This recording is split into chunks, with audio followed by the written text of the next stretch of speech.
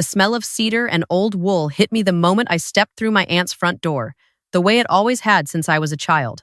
My daughter Sophie stood beside me in the hallway, her small hand wrapped around two of my fingers, wearing the burgundy velvet dress we had spent 3 Saturdays finding together. She called it her fancy party dress.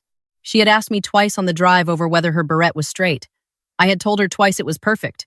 "Mommy," she said, looking up at me, "why is no one coming to the door?" I didn't have a good answer for that. 15 minutes earlier, my phone had buzzed on the car console as my husband Daniel was pulling onto Elgin Street through the first proper snowfall of November. My aunt's house sat at the end of a quiet cul-de-sac in Kanata, the kind of neighborhood where everyone had a 2-car garage and a wreath on the door by the second week of November. The text was from my mother. It said, "Don't come in through the garage entrance. Actually, wait, I need to speak with you before you come inside." "I'm coming out." I had called her immediately. She didn't pick up. I called again. Nothing. So Daniel parked the car and the 3 of us walked up the salted front path and I rang the bell. The door opened not to my mother but to my aunt herself. Her name was Patricia, my father's older sister, and she had the particular expression of a woman who had been expecting a complication and was now watching it arrive right on schedule. "Oh," she said. "Just that." Then, recovering, "You must have come in through the front. We usually use the side door for family." I had used that side door my entire life. "Let me get your mother," she said, and left the door open only halfway while she disappeared inside. I could see past the threshold into the living room. The gas fireplace was going. Aunt Patricia had put out the good china on the dining room table, the Wedgwood set she only brought out for Christmas, and the reading of my grandfather's will 8 years ago. I could see my cousins clustered near the kitchen island with glasses of mulled wine. My father's family, all of them, laughing at something on someone's phone. And sitting in the armchair nearest the fire, wrapped in a cashmere cardigan I had never seen before, was my younger sister, Renee. She looked up and saw me at the door. Something moved across her face so quickly I almost missed it. Not warmth, not the uncomplicated relief of seeing your sister before a family dinner. Something closer to calculation, and then the smooth replacement of it with a careful, practiced smile. Then my mother came down the hall and stepped outside onto the front step and pulled the door almost all the way shut behind her. "Sweetheart," she said. Her voice was the managing voice, the one I had learned to dread at family dinners since I was 12 years old. "I'm so glad you made it. It's just that tonight is a little more intimate than we originally planned." Patricia set the table for 12, and with the addition of who? Daniel said from behind me. His voice was patient, but I knew my husband. That particular patience meant he was counting syllables very carefully. My mother glanced at him and then back at me. "Renee's friend Celeste is joining. Patricia wanted it to feel cohesive, and she asked that tonight just be the immediate family and close circle. So there's a place-setting issue, and it's honestly just a logistical—" "Sophie is on the guest list," I said. I confirmed with Patricia 2 weeks ago. "Sophie is reading the poem." Sophie looked up at me when she heard her name. My mother crouched down to Sophie's level. The way she did it, careful, with her knees together. The way women in skirts crouch when they don't want to seem rushed, told me the conversation was already scripted. "Hi, my darling. You look beautiful." "Am I still reading the poem, Grandma?" Sophie asked. She was 6 years old and had been practicing my grandfather's favorite Robert Service poem for 11 days. She had read it to our cat. She had read it to the bathroom mirror. She had read it to Daniel's mother over FaceTime. My mother's expression did something complicated. "That might have changed just a little bit, sweetheart." Renee asked if Celeste's daughter might do a little reading instead because she's been taking drama classes, and Renee thought it would be a nice— Renee thought, I said. My mother stood back up. "Sarah, please. She's been practicing for almost 2 weeks. You let her practice for 2 weeks without telling me this was even a possibility." My mother's face shifted. Not into guilt, into something I recognized from a lifetime of watching it. The expression she wore when she had decided the thing she was about to say was justified and was only now waiting for the right moment to say it out loud. "You know how these gatherings get when there's tension," she said. "And honestly, you know how Renee feels about things being just so, and whenever you're around, she gets in her head and Patricia gets in her head, and the whole evening becomes about managing the atmosphere instead of celebrating your grandfather's memory. It's one dinner, Sarah." I stood very still on that front step in the November cold, the porch light making everything flat and shadowless. Behind me, Daniel put his hand on the back of my shoulder. He didn't say a word. He had a gift for that, for communicating everything necessary through the weight of his palm. "I'm the one who causes the atmosphere," I said. "Not a question." "You know what I mean," my mother said. I did know. I had known for a long time and had spent an equally long time constructing reasons not to believe it. Renee was 3 years younger than me and had been, for as long as I could remember, the organizing principle of our family's emotional life. She was the one who decided where Christmas happened and who sat where and what the gift budget was and whether Grandpa's memorial dinner was held in November or December. She had opinions about floral arrangements at funerals. She had opinions about the font on the birthday cake. These opinions were never labeled as difficult or high maintenance. They were called Renee, caring deeply, and the family had rearranged itself around them so gradually that no one had noticed the rearranging. I had gone to university on a scholarship and worked at a restaurant 4 nights a week to cover the gap. Renee had gone to university on our parents' savings and come home on weekends to do laundry. My parents had called me self-sufficient and said it the way people say they're proud of something they never actually planned to be proud of. "We'll go," I said. "Tell Patricia thank you for the invitation." I turned to Sophie and crouched down the way my mother had, but I held both her hands and looked directly at her. Her barrette, I noticed, had shifted slightly to the left. I straightened it. "Hey, do you want to go get poutine?" She studied my face. Sophie had a habit of reading adults with a thoroughness that was both useful and alarming. "The place with the squeaky cheese?" "The very one." "Are you sad?" "I'm okay, Soph." "Are you okay?" She considered this the way she considered everything, with her lower lip pushed slightly forward. "I practiced the poem a lot." "I know you did. You were going to be incredible." "I already know it by heart," she said. "Even the hard parts." "I know." I smoothed the front of her velvet dress. "We'll find a place for the poem. I promise." "Okay." She looked at me for one more moment. "Can the poutine place have hot chocolate?" "Absolutely yes." Daniel took her hand and the three of us walked back down the salted path to the car. I didn't turn around. I kept my eyes on the end of the driveway and my jaw set and told myself I was fine, that this was not the worst thing that had ever happened, that it was just a dinner. I was almost convincing myself until Daniel started the car and Sophie climbed into her booster seat and buckled herself in with the focused competence of a child who takes buckling seriously, and then I pressed the heels of my hands hard against my eyes and breathed. "Hey," Daniel said quietly. He put the car in reverse but didn't move. "She's been practicing that poem for 11 days, I said. The words came out strange, thicker than I meant them to. She read it to the cat. "I know." My mother stood there and defended it. "I know." Renee didn't even come to the door. "I know." He reached across the console and held my hand with the particular grip he reserved for things we were going to get through but weren't going to pretend were fine. "You don't have to be done talking about it. I am for now." I dropped my hands and looked at the house through the windshield. The living room light warm behind the curtains, a shadow moving past the glass. "Let's just go." We were 2 blocks from Aunt Patricia's house when Sophie said, very casually, from the back seat, "Mommy, does Aunt Renee not like me?" I turned around. Sophie was looking out the window at the snow coming down on the houses of the neighborhood, her velvet dress dark against the gray evening. "Aunt Renee likes you very much," I said. "Then why did she give my poem to a different girl?" There is no sentence in the English language, possibly in any language, that adequately answers that question when it comes from a 6-year-old in a fancy party dress on a Friday night in November. I did my best. "Sometimes grown-ups make decisions that have nothing to do with how much they love someone," I said. "It's not about you. It's never about you." "Okay," she said. "In the particular register children use when they've decided to trust you even though they're not entirely sure you're right." A moment passed. "I'm still going to read the poem," she announced. "At home. To Daddy." "Tonight," Daniel said. "We'll do it tonight." She nodded, satisfied, and went back to looking out the window.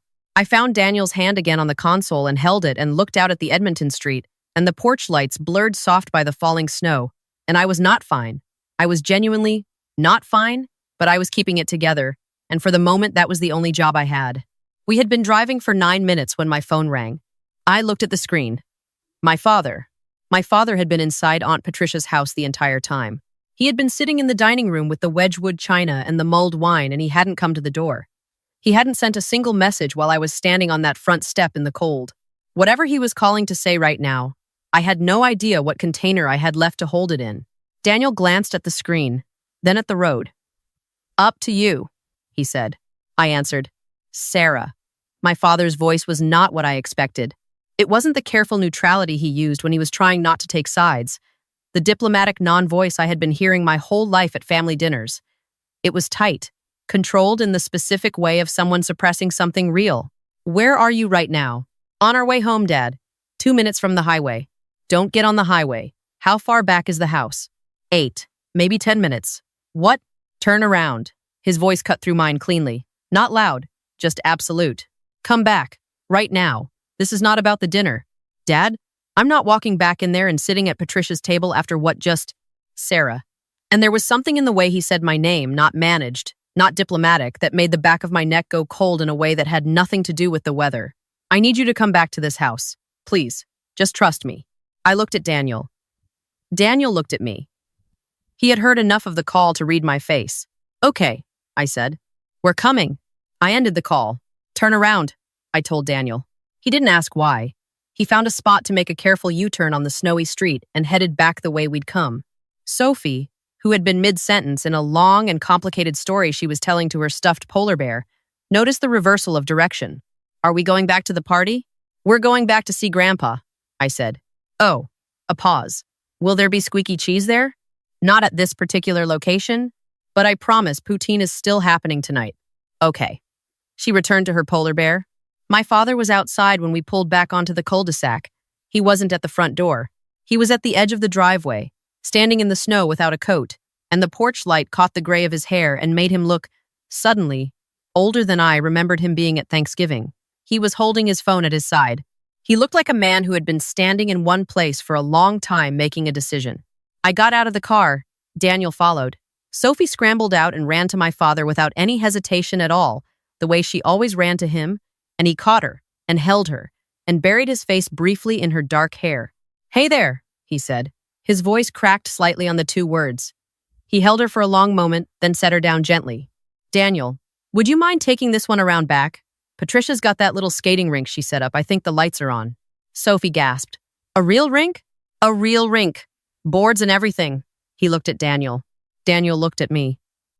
I'm right here, his eyes said. He took Sophie's hand and they disappeared around the side of the house. Sophie already talking about whether figure skating counted as dancing. My father and I stood at the edge of the driveway in the snow. The noise from inside the house was muffled voices, the low sound of a playlist someone had put on through the TV speakers. Someone laughed, bright and social, behind the glass. I owe you an apology, my father said. Dad, let me finish. He held up one hand the way he used to when we were children and he needed the table to actually listen. I was in the kitchen when your mother went outside. I heard everything she said to you. I heard what she told Sophie. He paused. The snow came down between us, quiet and indifferent. I didn't come out. I told myself it wasn't the right moment, that it would cause a scene, that Renee's dinner would be derailed. He looked at me directly and his eyes had an expression in them I had only seen a handful of times in my life. That was cowardice. And you and Sophie deserved better from me tonight? I appreciate you saying that, I said. And I meant it the way you mean something that is both true and not quite enough at the same time.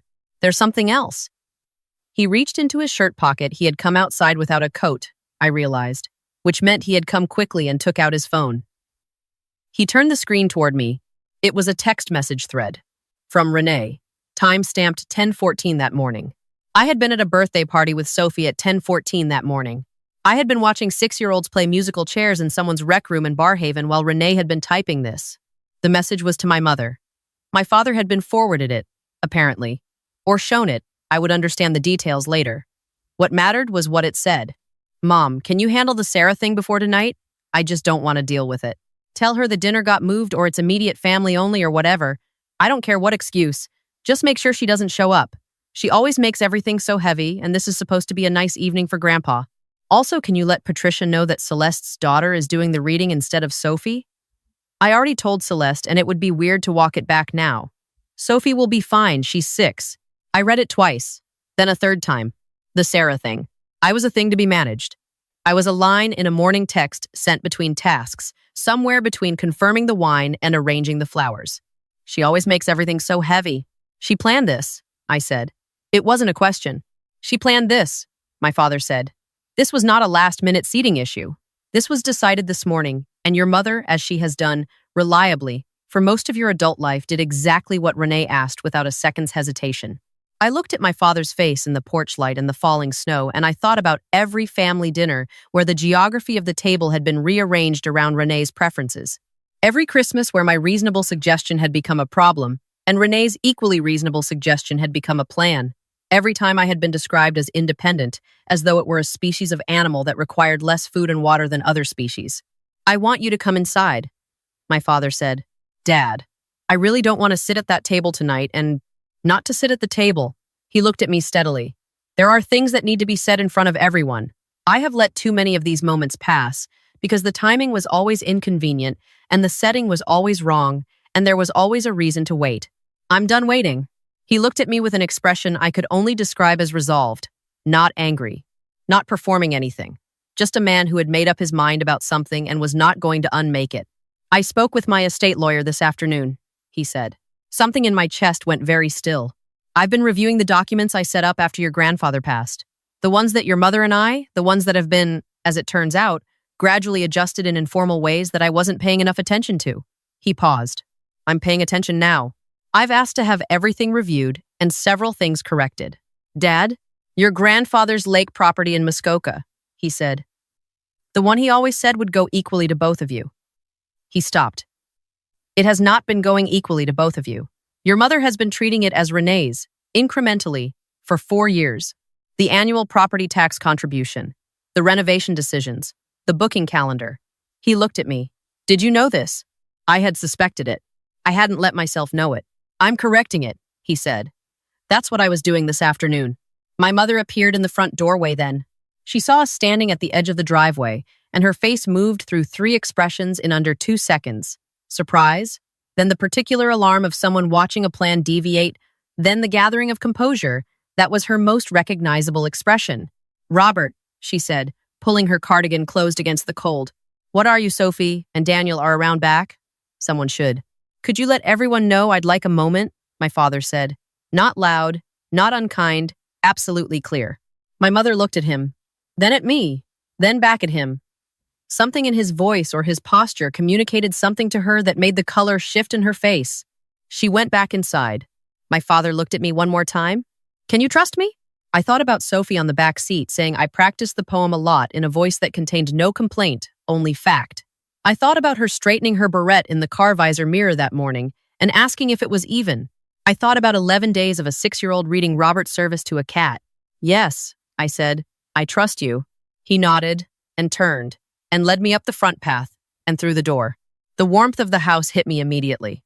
The smell of the mulled wine, the gas fireplace, the cedar, 20, maybe 25 people in the living room and dining room and spilling into the kitchen, the mid-evening momentum of a family gathering well underway, several heads turned. A few people registered my presence with the polite blankness of people who weren't sure what I was doing there. My mother came back into the living room from the hallway and positioned herself near my aunt. Her face was composed, but her hands were folded in front of her the way they folded when she was preparing to manage something. My Aunt Patricia appeared from the kitchen. She looked at my father with an expression caught between social concern and something more private, more complicated. "Robert," she said, "the soup's nearly—" "I'd like everyone's attention for a moment, please," my father said. He said it the way he had said things at board meetings for 25 years. Not loudly, with the particular authority of someone who is not asking. The conversations nearest to us dropped.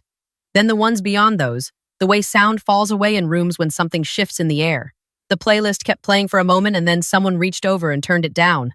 In the quiet, I could hear my own heartbeat and the faint sound of laughter from somewhere behind the house. Sophie and Daniel at the skating rink, separate from all of this.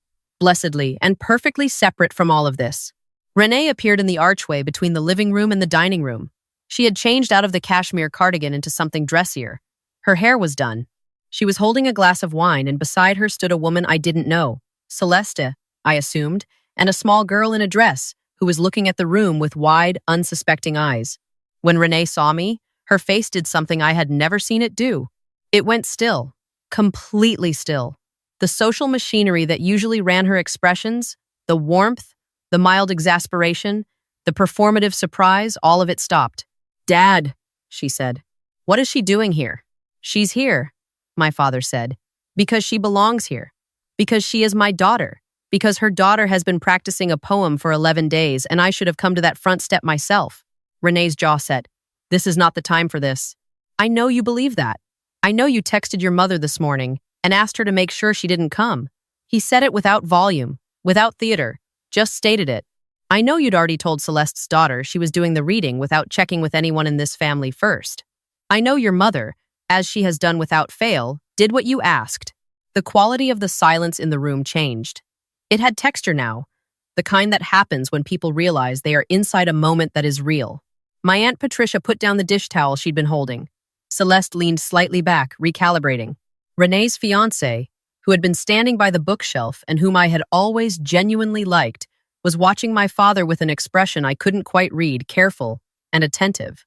This family has spent a long time arranging itself around one person's comfort, my father said. I have been part of that arrangement. I have called it keeping the peace and I have called it not the right moment, and I have been wrong about both things consistently and for too long. He paused. Let that settle. I had a conversation today with my estate lawyer. I'm being direct because this family has had a shortage of directness and I am tired of that shortage. He looked at Renee and his voice stayed level in a way that I understood. Watching him cost him something real. The lake property is being returned to an equal division as your grandfather intended. The annual contributions are being equalized. The trust documents are being corrected to reflect what I actually said they would reflect 8 years ago and not what has gradually been assumed. My mother said, Robert, her voice was low. Tonight of all. Yes, he said, tonight, because there will always be a reason it's the wrong night. There has been a reason for 20 years. He turned to me then, and his eyes in the warm light of his sister's living room were older than I usually let myself see them, and heavier. And underneath that heavier quality, there was something else. Something that looked like a man putting down a weight he had been carrying for a very long time, in the hope that putting it down might not be too late. I'm sorry for what happened at that door tonight, he said. I'm sorry it happened in front of Sophie. I'm sorry I didn't come out the moment I heard. I had been holding something together since the front step. I had been holding it together in the car, and at the end of the driveway, and through the text message on my father's phone. I had a reasonable record, built over years of being the daughter who was expected to simply absorb things, of holding it together in front of people. I was not holding it together now, not loudly, not in a way that asked anything of the room. My eyes simply did what eyes do when pressure that has been held a long time is suddenly, unexpectedly released, and I stopped trying to prevent it. Thank you, I said. That was all. It was the only thing I had. My mother said something sharp to my father about timing and about everything she had done for this family and about the fact that Renee's dinner was now in ruins. Renee set her wineglass down on the bookshelf with a very controlled, very precise movement and looked at me across the room with an expression I had never received from her, not contempt, not the bored social management she usually directed at me. Something more complicated, something underneath the anger that looked, briefly, like recognition. Celeste had taken her daughter's hand and was speaking quietly to her, guiding her gently back toward the dining room. My Aunt Patricia was looking at the floor. I looked at my father. Where are they? Garden gate, around the right side. I went. The backyard of Aunt Patricia's house in November was dark and cold and smelled like fresh snow and something faintly metallic from the rink. The string lights she had hung along the fence for the occasion swayed lightly in the wind coming down from the north. And there, at the far edge of the small backyard rink, were Daniel and Sophie. Sophie was not skating. She was sitting on the wooden bench beside the rink, in her velvet dress with her ankles crossed, watching Daniel attempt to balance on Patricia's old rental skates with the pure objective pleasure of someone watching someone else fall down without actually falling down. I walked across the snow toward them. Daniel heard me coming and looked up, and Sophie turned around on the bench. He fell twice, Sophie announced. I wobbled twice, Daniel said. There's a legal distinction. I sat down on the bench beside Sophie. She looked at my face the way she always looked at my face. Okay, Daniel asked. Dad changed the property documents. In front of everyone? In front of everyone. Daniel exhaled through his nose. A long, slow breath. Okay, he said. He apologized. To me, out loud. He should have, Daniel said. And then, I'm glad he did. I leaned into his shoulder, and he put his arm around me. And for a minute we sat there on the bench by the skating rink, in the backyard of my aunt's house in Kanata, in the snow, in the dark, listening to the muffled sounds from inside the house, my mother's voice, and then Renee's voice, higher and then going quiet, and then a door somewhere. Sophie slid off the bench and walked carefully to the edge of the rink on her good shoes and crouched down to look at the ice. Mommy, she said. Yeah. Can I read the poem to you? Right now? Out here? I looked at her, crouched there in her burgundy velvet dress, her breath making small clouds in the cold air, her barrette still perfectly straight. "Yeah," I said. "Read me the poem." She stood up. She folded her hands in front of her, the way her junior kindergarten teacher had taught her to stand when reciting. She looked at me and Daniel with enormous composure for someone in the single digits, and she began. She did not stumble once, not on the hard parts. We said goodbye to my father at the front of the house afterward, before we left. He and Sophie stood together on the driveway for a long moment. He told her that was the finest Robert service he had ever heard, and she told him very seriously that she had practiced the hard parts extra. He shook Daniel's hand and held it for a beat longer than a handshake usually lasts. He looked at me one last time before we got in the car. His eyes had the same quality they had in the backyard, older, heavier, and underneath it something I hadn't seen there often enough. The beginning of a different honesty between us. "I'll call you this week," he said. "I'll pick up," I said. Renee did not come outside. We found a poutine place 20 minutes away, the kind with the handwritten menu on a chalkboard, and mismatched chairs, and a tip jar with a hockey sticker on it. Sophie got the classic with extra cheese curds and ate them with methodical, concentrated joy. Daniel got the pulled pork version and pushed half of it onto my plate without being asked, because he knew I would want it and wouldn't order it. We sat in the warm light of that small restaurant with hockey highlights on the TV in the corner and the quiet sound of a Friday night in November, and I thought about the Wedgwood china and the mulled wine, and my sister in her new cardigan by the fireplace.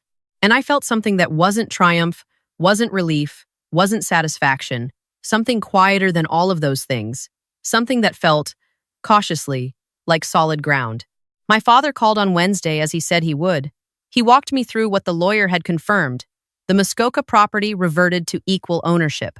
The trust, which had been drifting informally toward Renee for years through small decisions and unchallenged assumptions, was being restored to the original terms.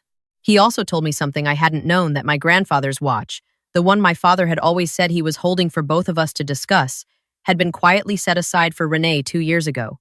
My mother had arranged it. When my father confronted her, she had said she assumed Renee would appreciate it more because I wasn't sentimental about objects. I sat with that for a long time. Daniel and I drove up to see my father alone 6 weeks later, without Sophie, without my mother. We sat in the living room of the house I grew up in on a gray Saturday afternoon in January, and my father told me things he had never told me before. About the years I was working nights to finish my degree. About the conversations that had happened about me in my absence. The slow, cumulative story that had been built around who I was in this family and what I needed and what I didn't, and how my not needing things had been used, repeatedly, as a reason not to offer them. He didn't perform any of it. He just told me the facts, in the same even voice he had used in Patricia's living room. And when I got angry, and I did get angry, sitting in my childhood living room in the January light, angry in a way I had been carefully not being for a very long time, he didn't manage it. He didn't smooth it over or redirect it or remind me of the good things. He just sat there and let me be angry and waited until I was done. That, I think, was the thing I had been waiting the longest to be given permission to do. My grandfather's watch came to me in a padded envelope 6 weeks after that. No note. Just the watch in its original case, my name written on the envelope in my father's handwriting. I put it on the dresser in our room and I looked at it for a long time. Then I took it to a watchmaker on Sparks Street who cleaned it and replaced the crown, and I wore it to work the following Monday. Nothing significant about the day.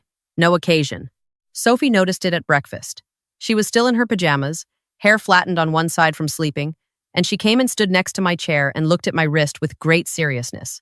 "Is that Grandpa's?" she asked. She meant my grandfather. She had met him 3 times before he died and somehow remembered all 3. "It was," I said. "Now it's mine." She looked at it carefully, then reached out one finger and touched the crystal face very gently. "It's nice," she said. Then, with the efficiency she had always had for moving between subjects, "Can I have the cereal with the little stars?" "Yes. Go get the bowl. I'll be right there." She thundered off to the kitchen. I looked at the watch on my wrist for one more moment, at the small, steady movement of the second hand, and then I went to go make breakfast. Renee texted me in March.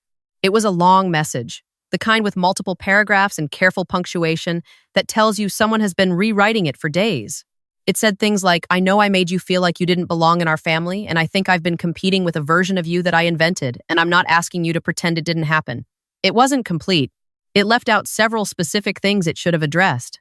But it was real, and it surprised me, and I sat with it for 5 days before I responded. When I did, I kept it short. I said I appreciated her sending it. I said I wasn't ready to act as though the last several years had been a misunderstanding. I said there might be a version of a relationship we could build from somewhere new, but it couldn't be a return to the old one, and it would have to go slowly. She wrote back, I understand. Take whatever time you need. I don't know what it becomes. I don't know if the distance between us closes into something that eventually feels like sisters the way I used to imagine when we were small, when she would climb into my bed during thunderstorms and I would read to her until she fell asleep. The world has more possibilities than I used to let myself believe. I've been practicing not deciding in advance. What I know is this. The night I stood on Aunt Patricia's front step holding Sophie's hand, while the warmth and the music and the good china were all visible through a door that was only half open, I thought I was being left out. I thought I was standing at the edge of something I wasn't allowed to have. It took me a while to understand that what was actually happening was that I was being freed from a version of belonging that had always required me to be smaller, quieter, more grateful for less, to hand my daughter into a family that had already categorized her as a scheduling inconvenience. My father calls every Thursday now. He and Sophie have an ongoing debate about whether the Toronto Maple Leafs will ever win the cup in her lifetime, which Sophie considers a real possibility and my father considers a philosophical exercise in optimism. He drove 4 hours to come to her school's winter concert and sat in the second row and cried at the grade 1 choir and pretended he had something in his eye. Daniel, for the record, has been telling me for 4 years that I deserved better from my family. I didn't always know what to do with that. I know what to do with it now. And the watch sits on my dresser on a small wooden stand.